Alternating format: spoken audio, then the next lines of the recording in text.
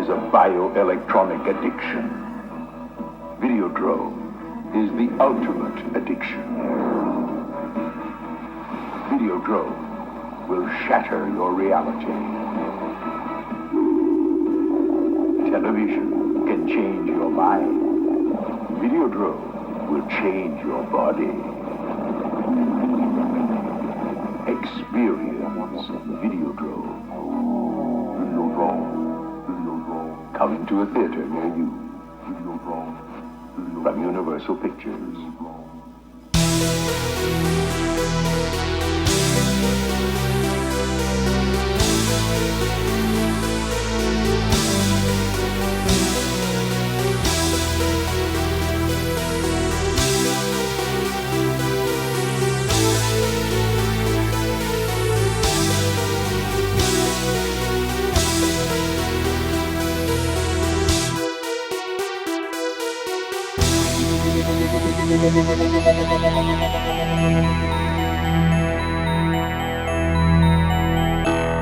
Welcome to Vintage Burn. I'm Kev.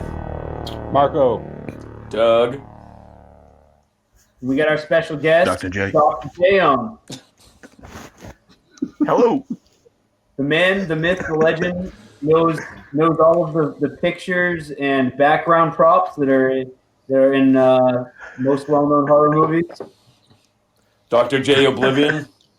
Dr. J Oblivion. Yeah, and hopefully, I'm pretty sure we all saw a specific picture of a specific somebody that we'll get into, which is interesting, especially during this current month. So, we're doing 1983 sci-fi horror cult classic Videodrome. I don't know, extremely fucked up movie, and I'm gonna do a synopsis from iTunes.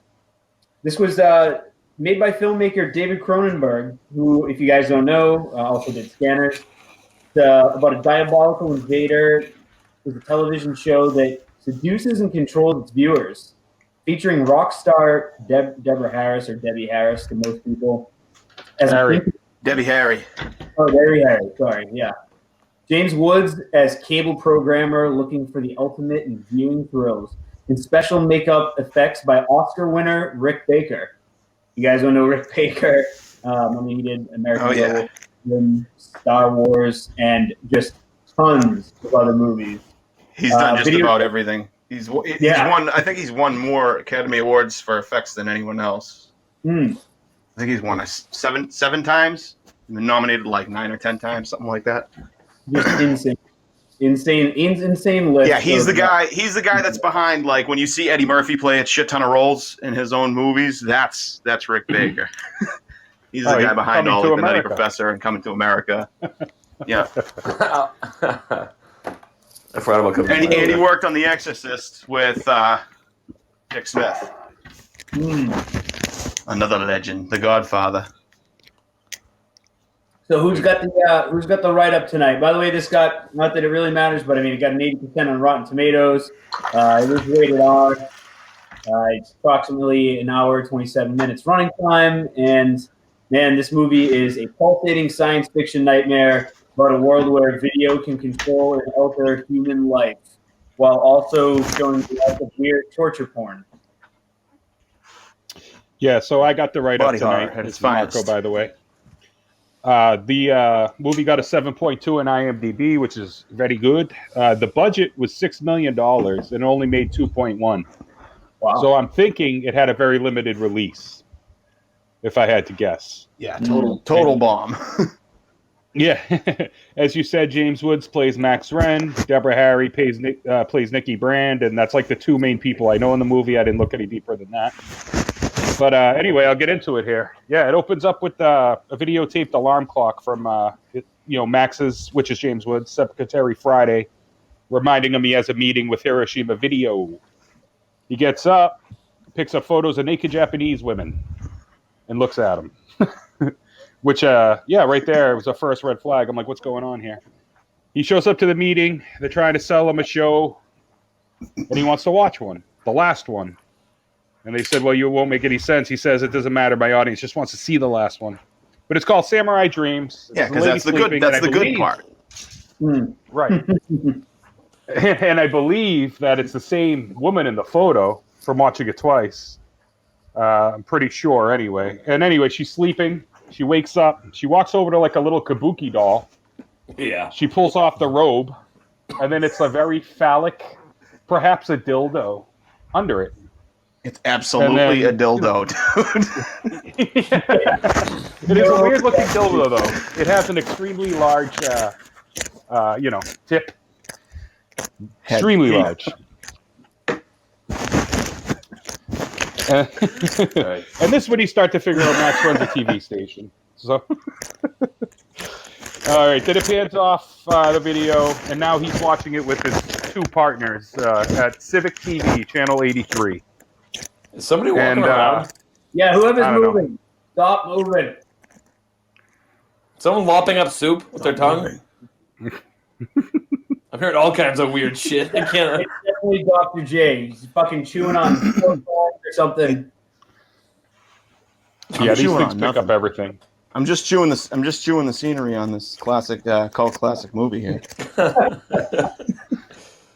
All right, so he's in the meeting, like I said, with the two Japanese guys. Then it pans off the video, and now he's watching it with the two guys from the station, his partners. They ask what he thinks. He says it's too soft. He wants something harder. He wants something tough. So the dude's obviously looking for like some fucking the next thing. Yeah, he wants to bring the station, get viewers, all that stuff. All right, it cuts to a satellite moving around. Then you meet Harland in a room trying to pick up signals, basically pirate shows. That's what he's trying to do. He has a signal, says it's coming from Malaysia. 53-second delay. They pick up the signal, and it's a woman getting manhandled by two people in scrubs. Then it cuts out. He's interested in airing it, obviously, because it was pretty violent. And I love the room. Anybody want to describe the room? It's like a big red, probably 20 by 20. I didn't... It's like orange. It has one wall. It's kind of made of clay. And I know Harlan says that he thinks it's electrified. It's like wet, and it's kind of just very, very basic. Almost like something you'd seen like a Roman... something like pillars, but it was very kind of creepy and kind of, I guess kinky would be the right word. Black grates, and it's the new skin. I think it's a wall of new skin. Yeah, but it has like finger marks all over it, like scratch marks, claw marks, all types of stuff going on. When you really see it up close later, you can see everything about it. Man, you sexual deviants really looked into this wall. Well, I mean, it shows it like 5 times in the movie. So. I'm just kidding. And it shows it like not on video either. It shows it when they're actually like, whatever. We'll get to that. Mm-hmm. All right, then he ends up going on a talk show. The only set they have. Arena King. Is it? Yeah, it is the only set they have. That's true. Yeah, it's the only set they have, and he even says later on, look at the production cost. There's nothing. Mm-hmm. Yeah, it's very minimal. It's just this one room where all this stuff takes place. And then he goes on the Rena King show, and that's when you meet Deborah Harry / Nikki Brand. That's her character name. And Brian Oblivion. Rena asks Max why his radio station airs everything from softcore porn to graphic violence. And he basically explains they're small and they're trying to survive. So they're trying to, again, like I think Jay mentioned, they're trying to air the new thing. Yeah, BNG and air the new thing. The uncommon thing, draw the small crowd. Yeah, then Rena asks Nikki about what she says, and what she thinks about it, I'm sorry. And she says, we live in overstimulated times. We always want more, and she thinks it's bad. And then Max asks her, this is one of my favorite parts. He's like, so why'd you wear that dress? It obviously stimulates him. That's what he says, actually. It stimulates him. Then she admits she lives in a very excited state of overstimulation. Max turns to her and says, I'd like to take you out tonight. They end up going out eventually. Rena asks Oblivion what he thinks. Violent. Is everybody all right here? Yeah, what? You okay? I'm here. All right, cool. I just thought we lost somebody for some weird reason. But now Kevin's dead, so. Yeah. I'm hearing a lot of popping going on. What's he doing? He's playing with his phone. He's probably pulling Popeye's pud. Yeah, Rena asks Oblivion if he thinks violent TV shows lead to desensitization, dehumanization. And then basically he says the TV screen leads to the return of the mind's eye. which pretty much is a big thing today, I guess. That's just trying to, show, where all this television's leading to, I guess, is the message in it. And he appears on TV, which I thought was weird. But yeah, man, this is my first time watching the movie. I've watched it twice, and man, it was already like very, I don't know, man. I was really into it. It was just, I don't know, entertaining as all hell to this point. And okay, so Rena asks Nikki if Max is a menace to society. Nikki responds with, "Not sure. He's certainly a menace to me." So it's leading up to them going out anyway. I love that part. It's so awkward for the hostess. She's like, "What the fuck is happening?" While these two are like hitting on each other, and she's got y'all fuck on your own time. Yeah, it's a great awkward scene. She's like, "What the fuck is going on here?" And he's just carrying on, talking about her dress. She has a very big head. The whatever the talk show host name was. Yeah, Rena King. Rena. I don't know why I noticed that. I'm like, she looks like her head would like match. You know the episode of Seinfeld with man hands. Like it looked like her head would have matched those hands. I don't know why I noticed that. Like I'm like, you could fucking Blondie on stage in a red dress and James Woods, and I'm looking at her big head. I don't know. I'm fucked. Now, Deborah Harry is looking very good in this movie. But they're very careful to not have her be blonde in this movie, too. Like, she's definitely I noticed that dark too, hair throughout the whole movie. They're like, we don't want anyone picking up that this is Blondie here. So after that scene, it cuts back to the studio, and Max and Harland are hanging out again. And they're watching Videodrome again. They tapped in. And he asks Harland what's going on. He's like, there's no plot. It just goes on like that for an hour. And then he says torture, murder, mutilation. Max thinks it's brilliant. Almost no production costs, as Jay mentioned. And you can't take your eyes off of it. It's very realistic. Roland. Yeah, and then Roland actually pinpointed the signal to Pittsburgh. So it's actually a lot closer than they thought. Not in Malaysia. Yeah, that was kind of like a ploy to kind of throw him off the trail, essentially. Yeah, they basically, in the earlier scene, he was talking about like signal blocking or whatever. Like they scrambled the signal that they scrambled or whatever. Like, so yeah, they obviously, whatever. Max and Nikki now are in his apartment. She's flipping through his VHS tapes and asks if he has any porno. Says it gets her in the mood, which I love. That's a great opening date line. If I ever got that in an opening date, I'd be the most excited person on the planet. Yeah, he's pouring a drink and she's looking for porn. And then, Nikki says, "What's this Videodrome?" And Max says, "Stimulated state." She does. And Max responds with torture, murder. And Nikki's like, "Sounds great. Let's pop it on." She likes it. It turns her on. No, he says, he goes, "Not exactly sex." And then she says who? Yeah, that's right. Yeah. They put it on and she likes it. It turns her on. When she asks him to pull out a knife and cut her, he pulls back her hair and sees existing cuts. Looks like somebody beat me to it, he says. But yeah, man, obviously she's definitely into getting tortured herself. This is when you find out she's basically a super freak. Right, yeah. She lets people cut. She lets someone... God damn it. I can't read. Well, anyway, they bang. And then he starts like sticking needles through her ears. Like freaking like piercing her ears with no like numbing nothing. Then he's licking blood off. She's in love with it. She's all freaking stimulated, overstimulated. Speaking of stimulation, how excited were you, Marco, with all of the booby action in the first like 30 minutes of this movie? Oh, I enjoy it. I mean, I love the female form very much. It's a very, very beautiful thing. He was more excited about James Woods' ass. Okay. Oh, I was excited. Actually, do you guys know about James Woods and Howard Stern? No. So Wood, Howard Stern found out that James Wood apparently has the biggest penis in Hollywood. Right? So, like on the Howard Stern show, if you listen to it back in the day, if James Wood, he would always ask him, "Yo, just show me your penis, because he really wanted to see the biggest penis in Hollywood. I used to listen to a lot of Stern. Now, we talking soft or hard here? Because, I think soft. I'm not 100% sure, but I don't remember like that well. Fucking But yeah, kickstand. Well, to be the biggest, he'd probably have to be the biggest in both categories, you know, flaccid and hard. He'd probably have to, you know, not just be a grower. Yeah, He'd have true. to be a shower too. Then during the same sex scene, after he licks the blood off, they all of a sudden the room changes and they're actually in the Videodrome room, that's when you get a good look at the wall and all that stuff, like I was saying before. You know, I didn't notice that they were in that room because I'm like, that's not his apartment. You know, I don't know what hers looks like. We haven't seen it, you know. But then you're right. Once they kind of pan out, like I didn't realize the first time I watched it, even till, you know, not even at the end of the movie, until like the second time I'd seen it, that they were in that room. Yeah, that's why I said watch it twice. Remember I told you that? Mm-hmm.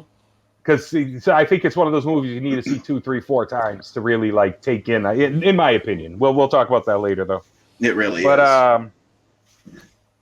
It is. It's so much going on, and that's why like I wrote down so much stuff because I think all this leads into, you know, like you need the backstory in this movie. It's just so much going on for very limited characters too. It's not like it has a million characters. But anyway, back to the station. Right. They're at the TV station. His secretary tells him Masha, enter Masha, is in the office. And then what's funny, again, go back to the 80s, on his way, he like pinches a chick's ass and she just smiles at him, like in his office. Yeah. And it's like, yep, totally okay. The 80s. Like that.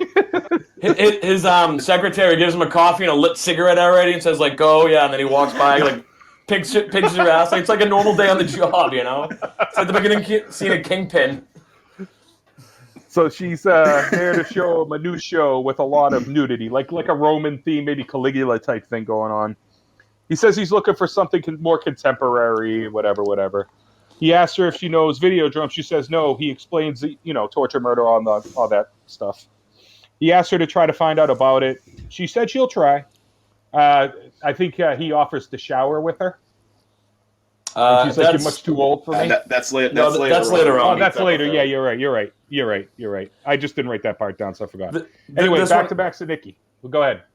I was gonna say this here is when, like, you know, he's kind of trying to convince her, and then, you know, she's like, it's weird, it's dangerous, and then he's kind of snarkily says, you know, better on TV than in the streets, you know, like, I don't know if that kind of resided with her and kind of made a good point. Kind of justifying like the way he does business, because it's kind of grimy. He kind of capitalizes on the dirt and this, you know, smut and all that kind of shit. It's like real TV and Jerry Springer on crack as this whole station. So, you know, he's kind of trying to justify it to himself, like that it's okay that, you know, I'm showing this because it's better than out on the street, even though it is.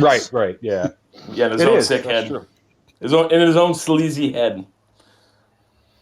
So, it goes back to Max and Nikki, and she's telling them that she's actually going to Pittsburgh for an assignment for a month or whatever. And she may audition for Videodrome. He wants her to stay away from it. Then she proceeds to light a cigarette and burn her titty. Yeah, you can never hear Heart of Glass again after you've seen Debbie Harris burn her titty. Harry. God damn it, Kev. Fucking fake news galore. Is Kevin here? I'm not going to say Are you even still here, Kevin? Is he okay? What? I don't know. He sounds far away. Like he's like, well, he's taking a dump. Whatever, right Kevin. So now he's at dinner with Masha. She urges him to leave Videodrome alone. It's not meant for public consumption, she says. She says it's political. And it's real, not acting. She says there's a philosophy behind it, which makes it dangerous. He asks her for a name, and she tells him Brian Oblivion. So, you know, Brian Oblivion is apparently behind this. He ends up going to a homeless shelter and meets his daughter, Bianca Oblivion. He wants to talk, you know, to Brian about Videodrome. She tells him that Brian hasn't engaged in a conversation in like 20 years. He only talks through videotapes. She asks him what format he would like her father's response to be in. So beta, VHS, reel to reel. I would have said Laserdisc. Yeah. I don't think was in 83? I don't know. I don't know when so. You think it's too early? Yeah. I'm pretty sure Laserdisc was a little later.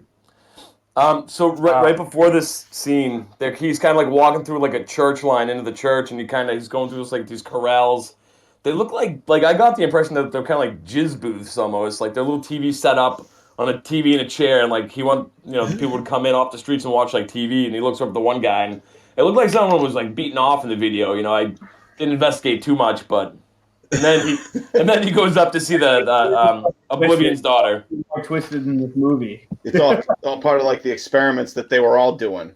Showing them. It's kind of along the same lines of Videodrome. They're showing them all this stuff to stimulate their brains and try and figure out a solution to this whole problem. Yeah, at first you think at first you think it's kind of just strange, but then as as the plot unfolds, you're like, oh, okay, it makes a lot more sense. Yeah, then he says, he mentions Videodrome. I forgot to mention that. And Bianca has a slight look of shock and asks if it's a Japanese configuration. And she's claiming she's never heard of Videodrome. All right, back at home. He pulls out a gun. Then Friday comes to his door, his secretary. She has info that Nikki is not on assignment, meaning she lied. She brings him a wake-up tape, and he screams, don't... Wait a minute, I'm sorry, hold on. Oh, yeah. She screams, and then he slaps her, and then it shows Nikki's face again, and then he slaps her again. And then she asks what's wrong, and he starts itching his stomach and says he thinks something, getting a rash or something. Then he apologizes her for slapping her, and she's like, what are you talking about? You never slapped me. So right there, things just start getting even weirder. They end up in the room. Now he's imagining slapping people. And it's freaking pretty cool, man. She leaves. He has the tape in his hands. And then all of a sudden, like, it kind of blows up and you hear like breathing, and it's like pulsating, like coming to life almost. You know what I'm saying? Fucking the tape. Yeah, so he's starting to see shit. He's starting to hallucinate. He doesn't realize he is, but he knows something's not right. Yeah, so he pops in the video. It's from Brian Oblivion. He tells him your reality is half video hallucination, and if he's not fully careful, it'll become full hallucination. So that's when he learns he's hallucinating. Tells him he got a brain tumor. When it was removed, it was Videodrome. Said he had visions, and he believed that the visions caused the tumor. And then his exact quote is, I could feel the visions coalesce and become flesh, uncontrollable flesh. Then he gets choked.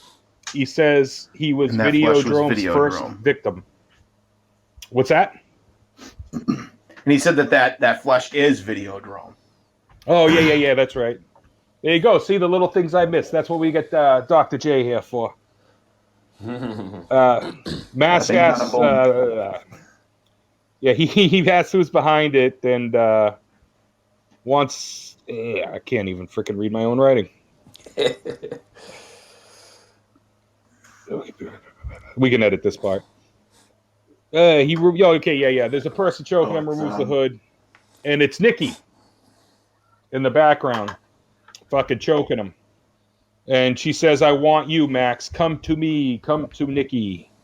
Then the TV starts breathing and pulsating, moaning like sexually, and he hears her saying, come on, please don't keep me waiting. Then he sticks his head into the TV.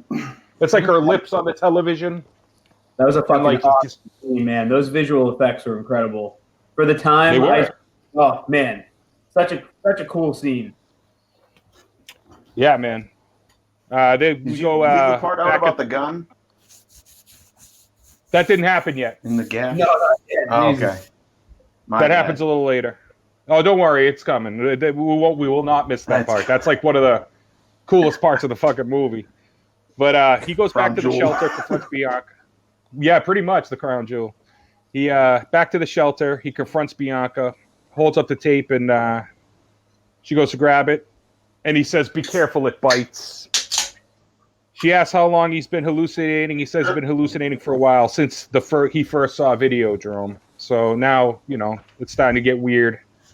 It's Videodrome possibly causing the hallucinations. Who knows? I think Jay might be right. I thought when he was watching the video from the professor, that's when he, his stomach opens up like a vagine. Nope. He's wrong. It comes later. All right. Well, my notes are in chronological order, but... what we're both thinking about is they show him scratching his stomach, and there is a line there. It hasn't fully become the vagina tape deck. Jay is correct. Jay is correct. Okay. Okay, so anyway, she explains the tone of the hallucination is determined by the tone of the tape's imagery. So she tells him the signal induces a brain tumor in the viewer, and the tumor creates hallucinations. He screams, "You let me watch it," and she says she expects them to come after her, and she thought it might be Max. She says he's just another victim like Daddy, Mr. Brian Oblivion. He wants to talk to Dad, and she points to the room and says he's in there. He goes in, and there's like a room full of fucking videotapes, like thousands and thousands and thousands of videotapes. And basically, he just recorded a bunch of stuff, like 4 or 5 tapes a day, so she can use anything as like a response, I guess. Yeah. And Oh, go ahead. Sorry. No, I wasn't saying nothing. Go ahead. I want you guys to chime in here whenever you want. Go ahead. Well, so is this when she kind of explains that he's been dead for 11 months and that, you know, and he's like, well, no, I was just on a talk show with them. And she kind of, because if you think back to the talk show, it's kind of delayed. It's kind of off a little bit. It was like a very generic video from him. And it really didn't kind of explain the host's question. So, knowing that now, that scene makes more sense. But yeah, like Marco said, he would do 2, 3, 4 of these videos a day, trying to kind of just get these, what do they call them? Shit, I forget the word she uses, but so yeah, to kind of just keep him alive through his videotapes. Yeah, so she basically right, and you can see how far into it he gets because he ends up. I mean, he even calls him Max in the tape that he sends him. So it goes to show how many how many tapes he made just to keep himself alive. It's kind of like the same idea as like. Downloading your brain into a computer system. That's like the 80s equivalent of doing that. I didn't look at. I actually didn't see it that way. I actually saw it as Max having a hallucination almost. But oh yeah, that's cool. Could be that's too. No, but I like your take on it. Well, no, I know we're getting ahead of ourselves, but Jay, I see both of your angles, but Jay does kind of actually makes a little bit of sense now because of what happens later on. Correct. Yeah. So that's why, I say, this is a movie you have to take in and watch a bunch of times because it's hard. I mean, on the first watch, it was hard for me to follow. I'm like, I'm gonna write this fucking thing up, So I just wrote everything. Yeah, I'm gonna. I could watch it probably 10 times. I've watched the movie quite a few times over the years, and when I found out you guys were doing this one, I was like, I'm gonna have to watch that again.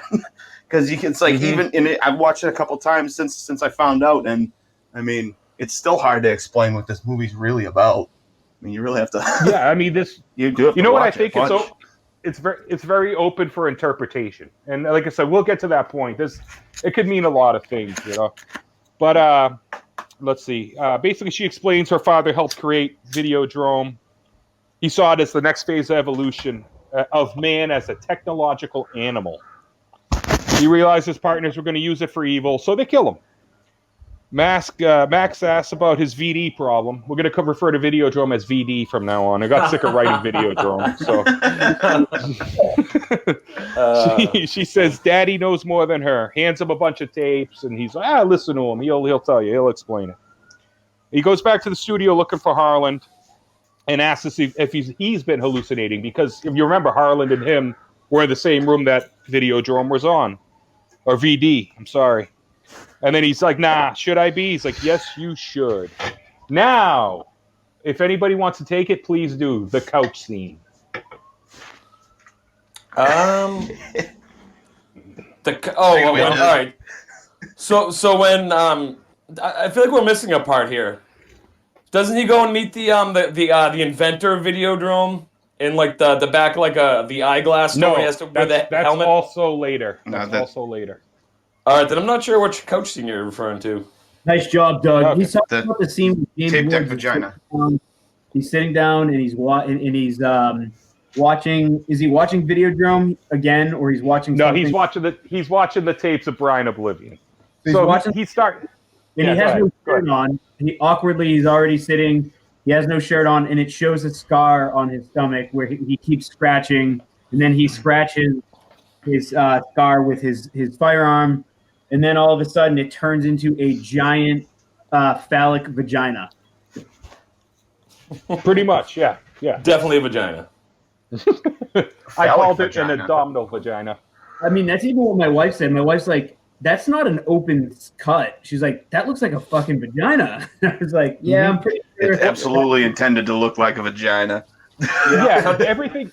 That's what the thing about this movie, though. Everything in this movie's definitely got a sexual tinge on it, and even the gun thing later when it shoots and it looks like a penis, and it even shoots right out of a little dick hole.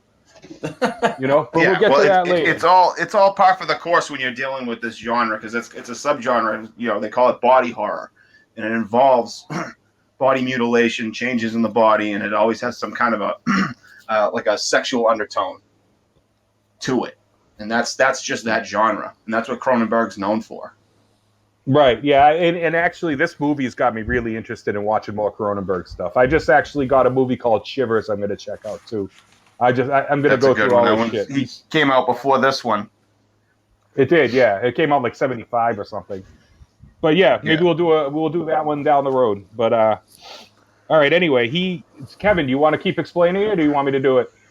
No, you can. Yeah, you can explain further. Go ahead. So he itches his stomach, and then all of a sudden, the as you call it, the abdominal vagina, whatever, opens up, and he sticks his hand in with the gun, and then he's feeling around in there, whatever, and then he pulls out his hand, but the gun is gone, and his stomach is back sealed up, and that's pretty much it. I mean, but if you have to see the scene, I mean, it's just freaking awesome, man. Kevin, where'd you find that GIF that you sent to me of it? Would you just put it in the GIF keyboard?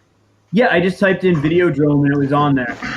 Yeah, which is pretty cool. Vagina. The thing too, even though he was supposedly hallucinating, the fact that he couldn't find his firearm after was like, oh, well, is he hallucinating, or is this starting to become reality? Right. Mm-hmm. Or the two things becoming one. There we go. Like those two things are becoming one. Those two. What's real and what's not real. What's Videodrome and what's reality. It's blurred lines. You can't tell what's what. Right. Which is basically what Brian Oblivion said earlier. He doesn't know. Now he's starting to lose grip on what's real and what's not. But anyway, this is the part, Doug, where he gets the phone call, and the guy tells him enter Barry Convex, wants to talk to him about VD. So they set him a limo. He watches a little video from Spectacular Optical, the makers of Videodrome. He explains that they were test transmission. No one was supposed to pick them up. So anyway, he gets into a room, he meets Barry or whatever, and he pulls out a machine to record his hallucination and analyze it. He calls it the prototype. And it looks basically like a ancient VR helmet, virtual reality thing. Or it looks like an old car tape deck, CD deck, almost. Has that look to it. And so he says it'll help find it'll help. That none of the other test subjects have returned to normality, and why he seems to be doing well. He wants to know why he seems to be doing well. None of the other test subjects. I'm going to rephrase that. Did well. Now? What? They said, are you still stuck in Videodrome right now? Have you not come back to reality yet? No, yeah, man. I'm in it, dude. I'm in it to win it. Fucking, I would, Videodrome, crazy stuff. But he says Videodrome has something to do with violence of the nervous system. It opens up receptors in the brain that allows the signal to seep in. So now you kind of figure it out. It opens up the receptors, so it just soaks in the waves, right? Is that what he's basically trying to say? Mm-hmm. Yeah. All right, cool. Good answers. He puts on the prototype. Barry says, "You'll forgive me if I don't sit around and watch it. I can't cope with freaky stuff." So the dude who created it basically this is Cronenberg's one cameo in the movie too. While Woods has his head in this VR contraption, that's actually David Cronenberg. Oh, really? I don't know why. I did not know Maybe that. James Woods was claustrophobic, or I don't know how that went down. But that I was reading about it, and that's what it said. that he doesn't appear in his movies a whole lot. In fact, he appears as cameos in other people's movies, but he doesn't really appear in his own movies. But this is the one exception. And that's it. So that's pretty cool, though. That's a good little fun fact. But anyway, he puts it on. He sees Nikki. That's the first person he sees. She hands him a whip, and they're in like the Videodrome room again. They're back in the room, and the middle there's a TV set, and she's actually on it. And then he proceeds to go behind the set and start whipping it. Then you hear the moaning again, and then all of a sudden it shows him, then it shows the TV screen again, and Masha's on it. So now he thought he was whipping Deborah Harry or Nikki. Now he's whipping Masha, the old lady. He wakes up at his apartment. He rolls over and he finds Masha dead and tied up in his bed with whip marks all over her, which is kind of weird.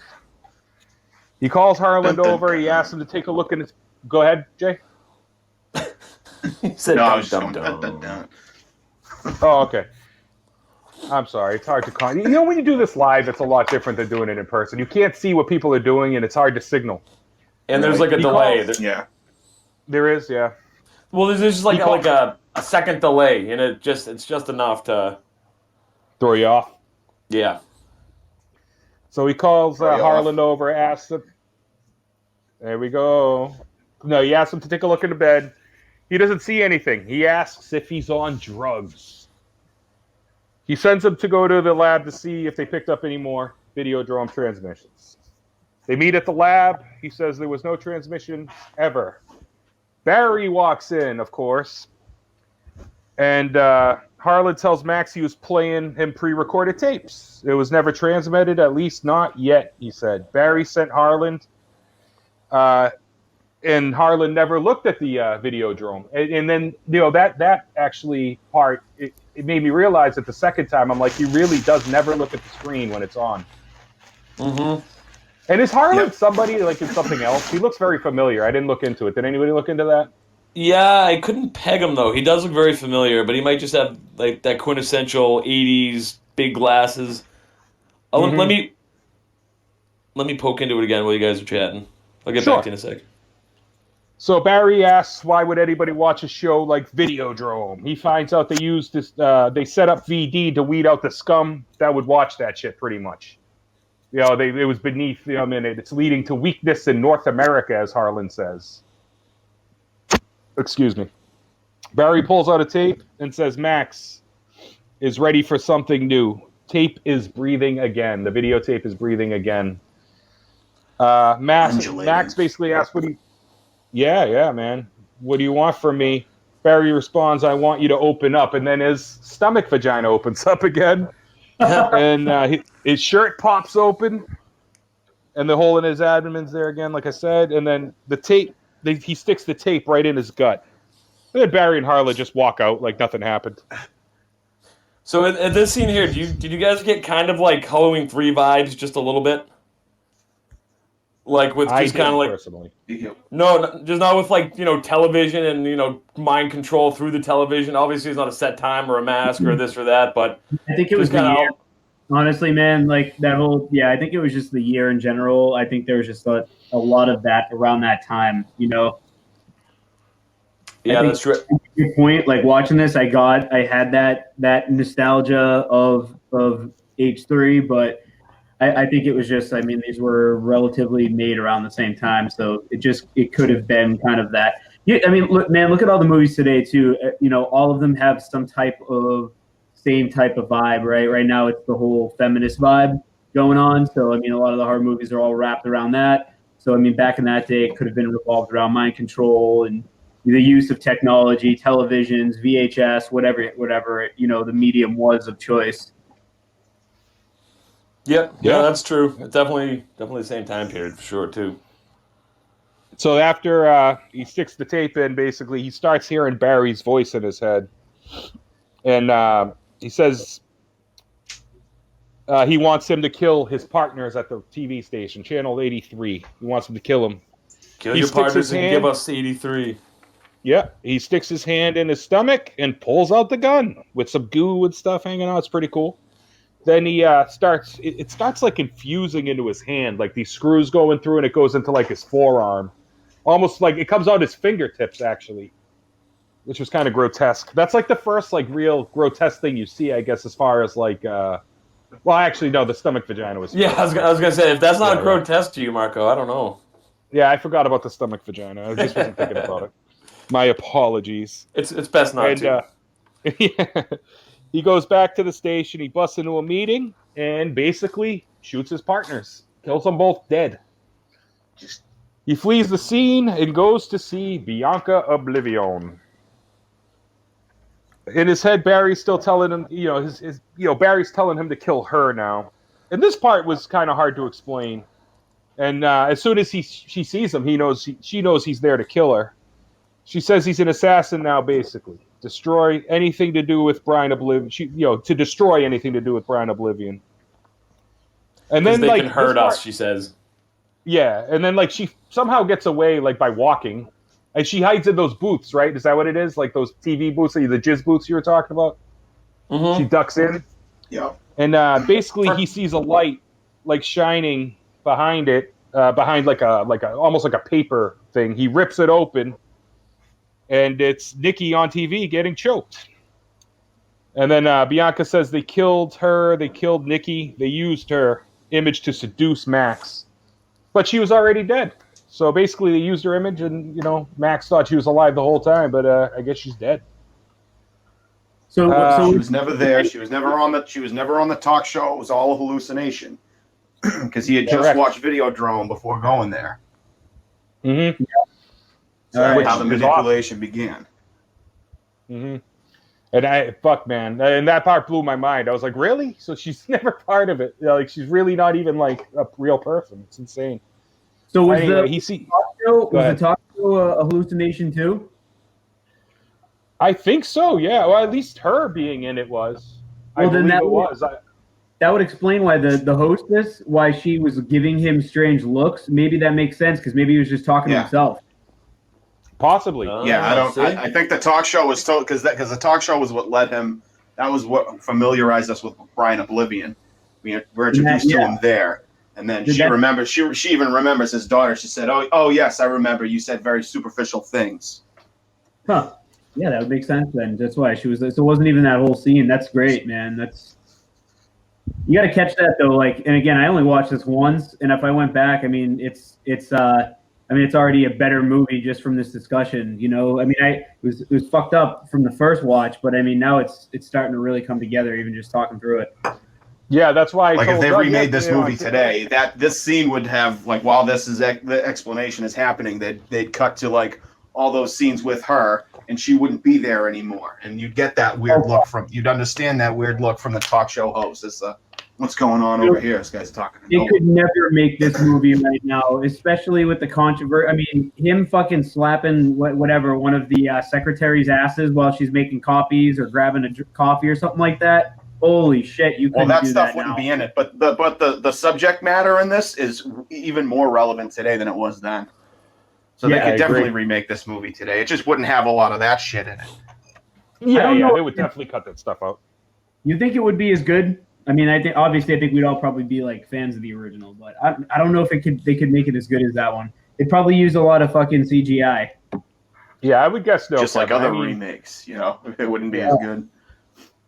I'm just thinking, nah, man. I you never know. I don't knock it till I try it, but I think this movie just stands alone, man. I just think it's very hard. I think it'd be too hard to remake, to make it fucking interesting. It would. I just think the 80s to do it was justice, the right time, right definitely place for it. Yeah. So basically, she after that part where he sees Nikki on the TV, she basically reprograms him, and this is the part that I didn't really know how to explain. And this is the and then this is the long live the new flesh part. If anybody has a little more on that, chime in. So all I got is this you're talking about when he kind of basically gets shot by the TV, right? Yeah, and then she kind of reprograms him. She talks about reprogramming him. Yeah, so it's almost like his rebirth, where he had this certain mindset, because he was programmed one way. Then she knew what was coming, because her father was the inventor. And, I'm sure in one of those tapes it said, how to change this around. Because, like you said the whole time, she knew that he was coming. So she knew what was happening. She knew what was coming. So right. I just remember she had already dealt with it with her father. Her father had already been killed over it, and she knew about it. And she's doing all these tests with the homeless and the TVs, and she got traps set up for Max when he showed up to reprogram him.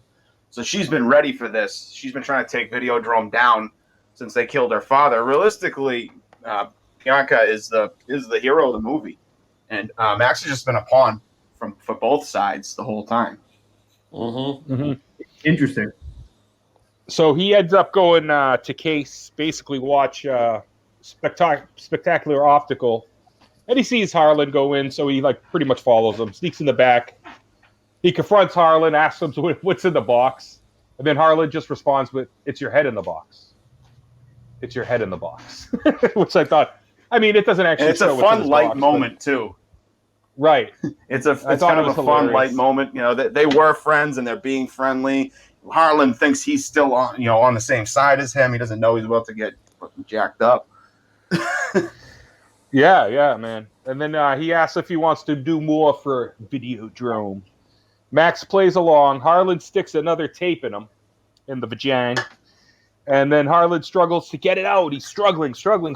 And then you hear like almost like a mowing sound, kind of like Kevin's neighbors to an extent. And he pulls it out, and it's like a freaking stub, man. But it's weirdly shaped. I don't know what that shape is. Doesn't represent. I've been trying to figure out why it's been shaped like that for so long. The only thing I can come up with is that it's the tape that he was shoving in there, got wrapped around, and ate his hand, and became some type of bomb. Table leg table. It's like a table leg. Yeah, maybe he wasn't even human. Leg. Maybe he was never human to begin with. Maybe it gets deeper than we thought. But hey, can I say one thing about the tape? Yeah. Do you guys remember the pecan rolls when you were kids? Yes. That's what the tape reminded me of. It looked like two swirly pecan rolls. It didn't look. It was like it was made of because it wasn't it resembled a VHS tape, but it was made of flesh. It looked like the Necronomicon, but with pecan rolls. Food. Yes. Sorry, this is from the Now I fat know kid you. perspective. See, now you're painting a picture for me. I'm seeing it now. I know exactly what you're talking about. And now you want pecan roll. This I movie, swear, I really do. conversations, and Doug's thinking about food during it the whole time. He's just like, "Oh, I see the food imagery." Yeah, there's a whole nother food subgenre in this. Yeah. Oh my God, porn. This podcast brought to you by Pecan Swirl Rolls. Those things are Little delicious, Debbie. man. Oh, I wish they still made Little them. They bit. must. Yeah. Okay, No, I sorry. think they do. I think they do. Don't tell But me. anyway, after he pulls his hand out, Max says, "See you in Pittsburgh," and then Harlan just explodes, blows out the wall, and Max leaves through it. Casually as fuck, just kind of yeah. It's like kids playing in I the love how alley. there's a family walking by right after he jumps through this smoldering hole. There's a family walking by, and they don't even acknowledge that he just walked through a smoldering bloody hole in the side of a building. And maybe that's just walking.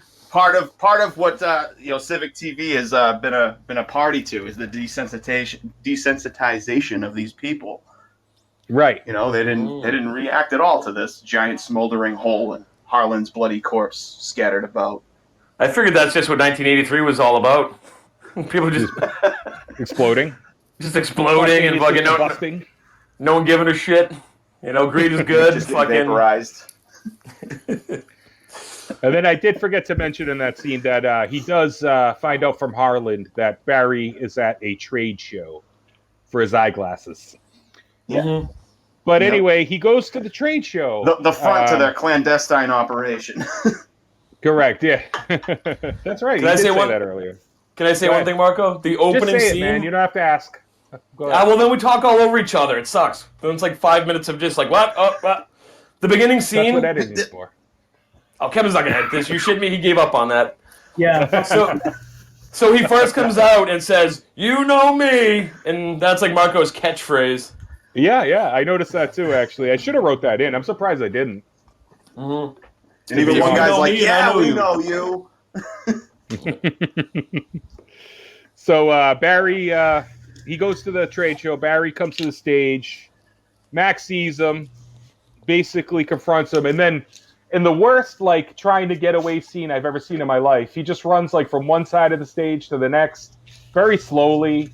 Doesn't make an effort. Like, if somebody was coming at me with a gun, he pulls out his infused gun, by the way. If somebody was coming at me with a gun, then fucking, I would be like out. I would jump off that stage. I would run under tables. I would do whatever it took. Well, another thought I had was, this guy is like the most terrible mastermind in the fucking history of anything. Like, why would not have like at least one bodyguard? You know what I mean? Like, he has this he has this conglomerate. He's supposed to be this big mastermind, and he just gets friggin' shot up on stage. Like, you shitting me? Yeah. No one tackles him either. There's no one there to protect him because after he shoots him, he stands there and goes, "Death the Videodrome, long live the new flesh." And is that the original mic drop? Yeah, pretty much. Yeah, because he says, yeah, like, "Death the Videodrome" and fucking mic drop, and then he's off like a new prom dress. Yeah, and then the tumor that grows inside them, you can really see it. This is like the first time you really get to see, what Videodrome does to people, because you look in the inside of that guy, and he starts to, like, I don't know, convulse, and that gelatinous stuff starts coming out of him. Yeah. Like, it remind me of something out of like Street Trash. Jay, do you remember Street Trash when they drink the Viper juice, the booze? No. And they start to melt and like turn weird colors and like I think it's Trauma, but it's super trashy and it's a good one. But it reminded me a lot of that, and kind of even Halloween 3 again. I know I keep bringing that one up, but when the kids would, obviously there's no snakes and like insects, but just the way that kind of like that technology they had for those kind of practical effects. It looked like maggots. It looked like maggots and blood coming out of him. It was just his guts exploding from the inside out in an alien form or something. It was the tumor, maybe, took over him. Cronenberg, man. Not Cronenberg. Well, actually, both Cronenberg and Barker, man. Just fucking brilliant minds mixed together. Yeah, and I forgot to mention, I kind of want to go back to it because I felt it was important. I don't know, Doug, if you mentioned it because I was kind of reading at the same time you were talking. But in that scene, just real quick, back to Bianca, I thought this part was actually pretty cool, and I forgot to mention it was like when he looks at the TV screen, and then like it shows him like getting shot, you know what I mean? I can't remember exactly how it went, but it shows the 3 bullet holes. And then it looks like the penis gun shooting him. That's what I was talking about earlier. And I forgot to mention that. I skipped over that whole part. But it comes out of the TV, and it looks like the same gun that's fused to his hand, but it looks even more phallic because it's coming out of the TV. Yeah. And then shoots him in the chest a bunch of times. And then he sees his chest with the holes on the TV. And but that part though, like that's what I was trying to get at. It was like very flesh. It looked like a penis, like straight up. And that's going back to what we talked about earlier. A lot of sexual imagery in this movie.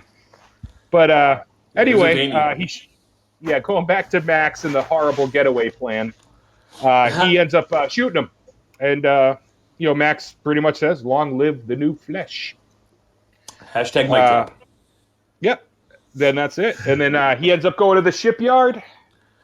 So one quick thing. Yeah, you see, he's running through this. He's got his hand in his pocket. You can see that it's still like his normal hand. And he's wearing this teeny little leather jacket. There's no way that big bulbous hand would be able to fit in his fucking jacket. And then I'm like, oh, maybe it went back to normal, but continue. I just wanted to give you that. I like to pick out the weird anomaly. I think that's the whole point. Is it's a complete mind fuck.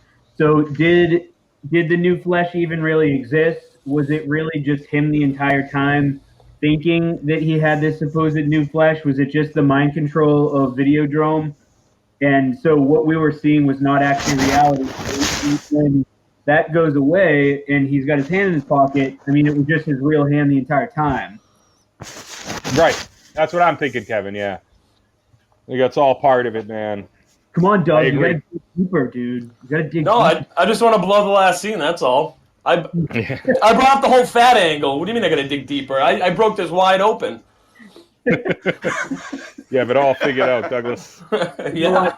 I give you credit. Now that I think about it, when the VHS tape was starting to like morph and look delicious.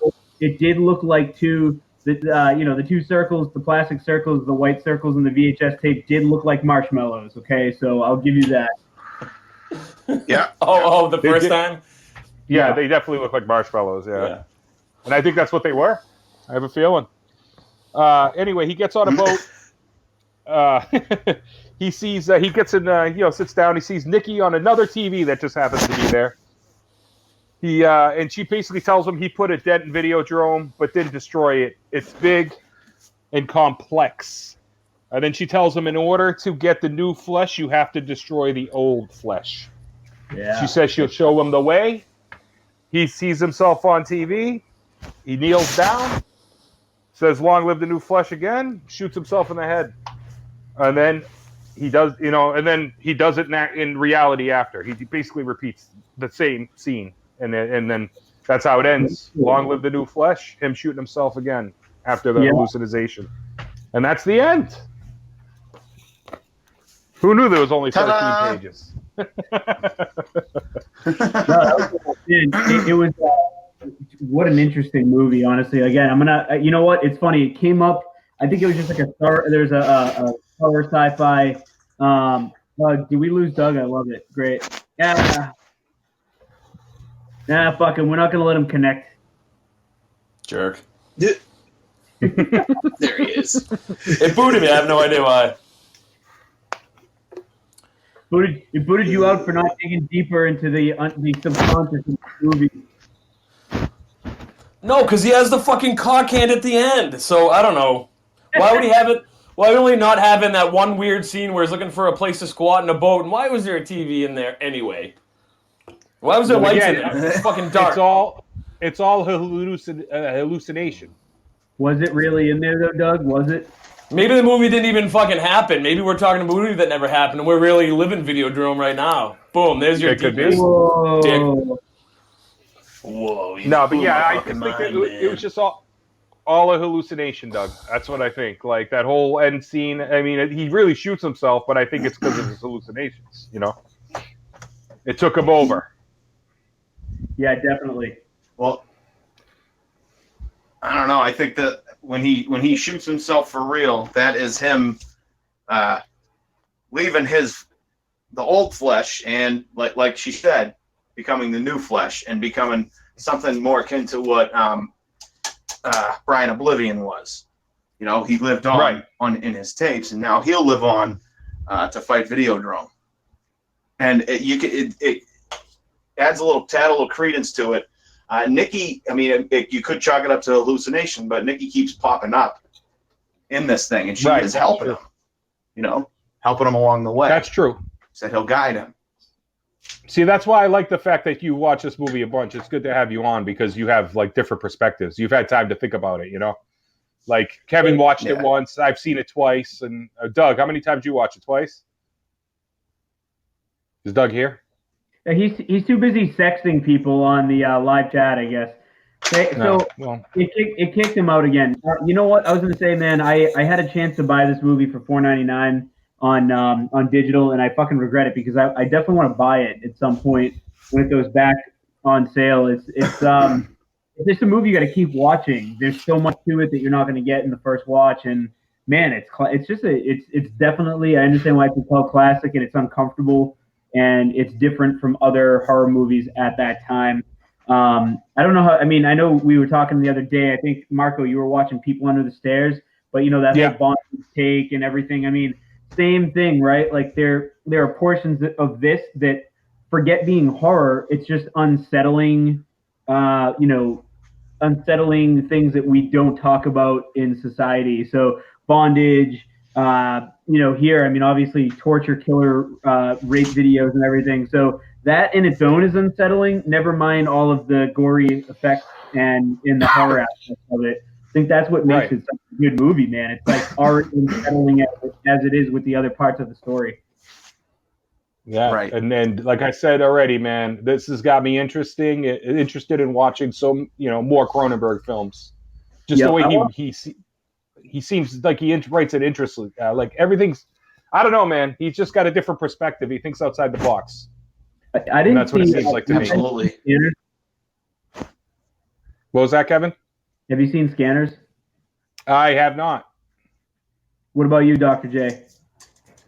Oh yeah, I like Scanners. I haven't seen that movie in years. Actually, after watching this, it really made me want to watch Scanners again.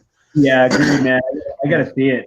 I mean, I've seen the cover. Every time you look up classic movies, it's always Scanners is brought up. But man, I think I just gotta purchase it because it's probably gonna be killer. That only came out 2 years before this one. So, and you were right about Rick Baker, by the way, for special effects. He was nominated Academy Awards. He was nominated for 11. He won 7 Academy Awards for Best Makeup. And the other two, I mean, he still got a nom for it. So, which is crazy because, I mean, he did. It's too bad he didn't win. Oh, he was just supervising for. He won for American Werewolf, but he also did The Howling in the same exact year, which is pretty wild. So. But There's an interesting story about that too, because he also worked on The Howling. He has a credit for a consultant, I think, on The Howling. I think he was hired to do The Howling, and then so, I don't know, something happened with money or something like that, and then the movie wasn't going forward, and then he ended up jumping ship and going to American Werewolf in London. He used a lot of the effects that they had planned for The Howling in American Werewolf in London. Yep. Both Pretty amazing cool movies visually. Same year, fucking just stunning flicks. So, I mean, what's your take on this, Jay? Why don't you just give us like your overall, thought on the movie? Do you recommend it, and why? Absolutely, I absolutely recommend this movie. I mean, it's a movie that, like you said, you got to watch more than once. You can't. It's not a one-watch movie where it's like, oh, that was good, and whatever, put it back on the shelf. This is the kind of movie you got to keep watching over and over again. When I was first introduced to this movie, it's actually a pretty funny story. Which Doug was still on, because I got a call one night from a mutual friend of ours. You guys might know him as Donnie, but we call him Pinga. I got a call from Pinga one night. Hey man, I got a box of movies here, old horror movies. You want them? There's Doug. Yeah, I'm telling a story about Pinga in the box of movies. Said I had a box of VHS tapes, and I go over this kid's house, and he had like 4 or 5 boxes filled with VHS, and I'm talking the craziest B horror movies you've ever seen, a bunch of 80s comedies, whole bunch like Sorority Massacre shit, and I come home with these big boxes of movies, and my old man comes out, and he's shaking his head. He's like, "What are you bringing into the house now?"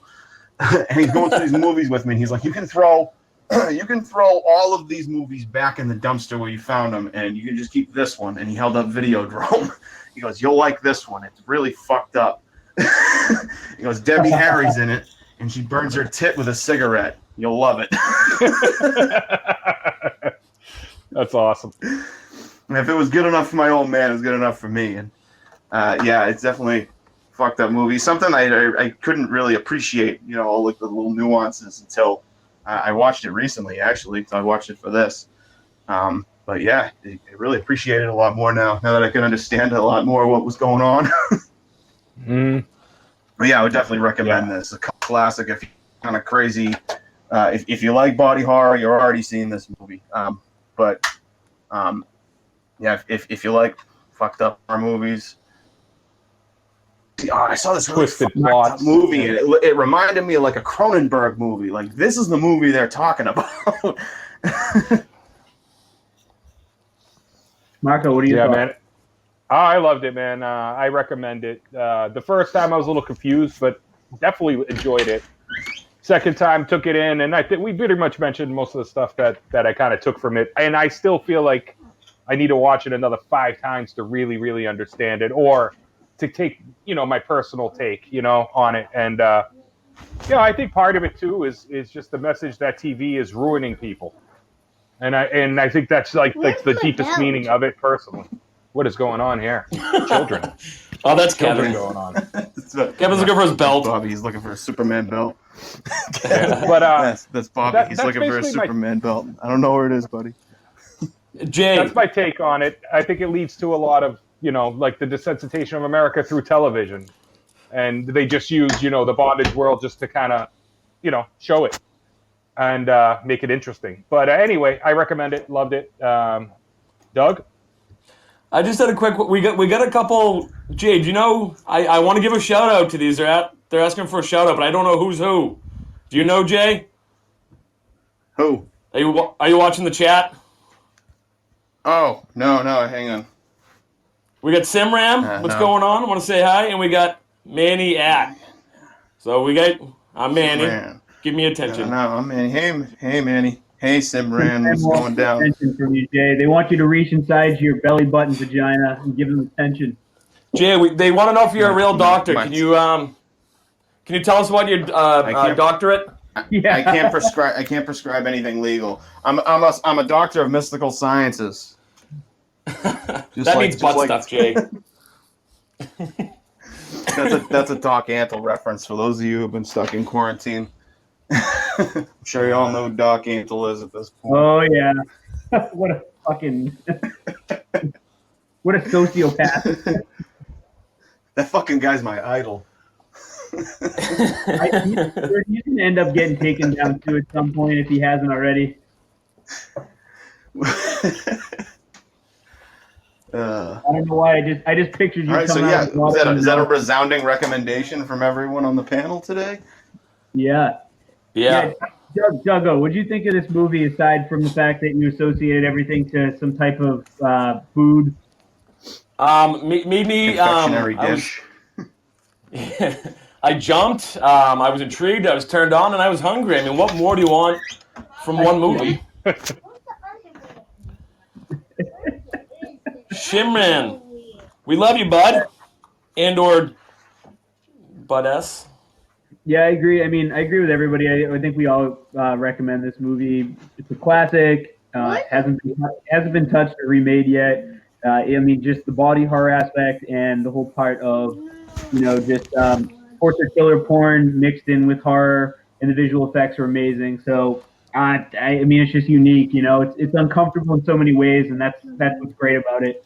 So, and it's got Blondie in it.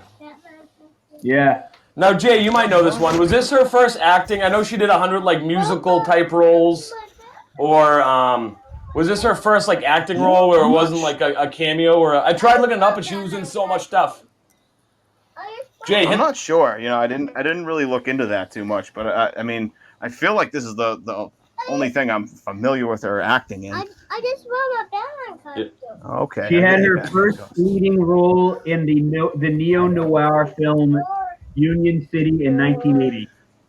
Okay, so that was her first. Was she? I know there was a few where it was she was a singer at a show or something like that. Was she an actual? This was her second leading role with James Wood.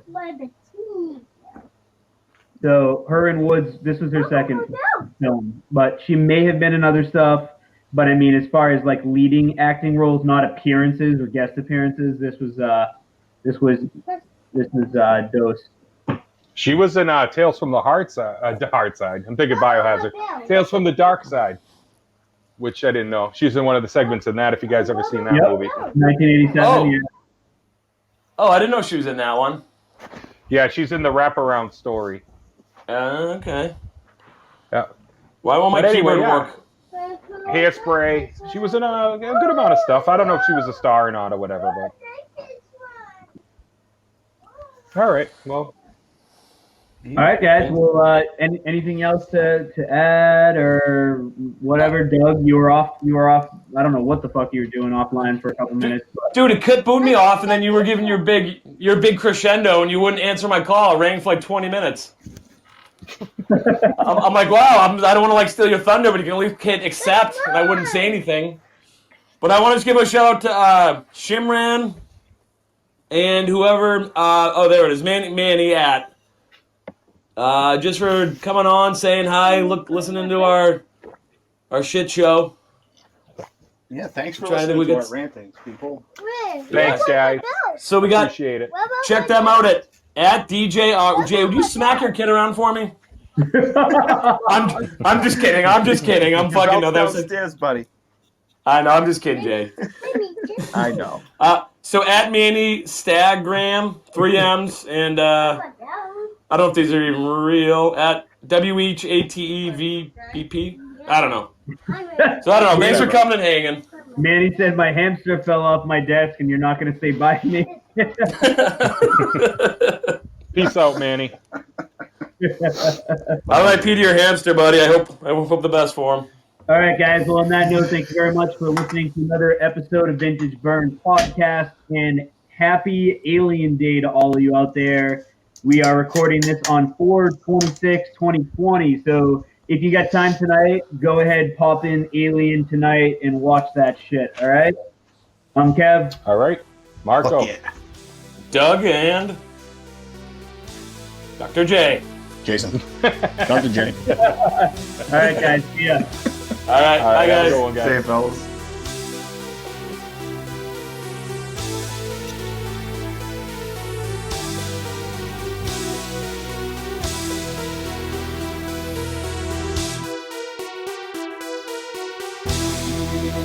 Thank you.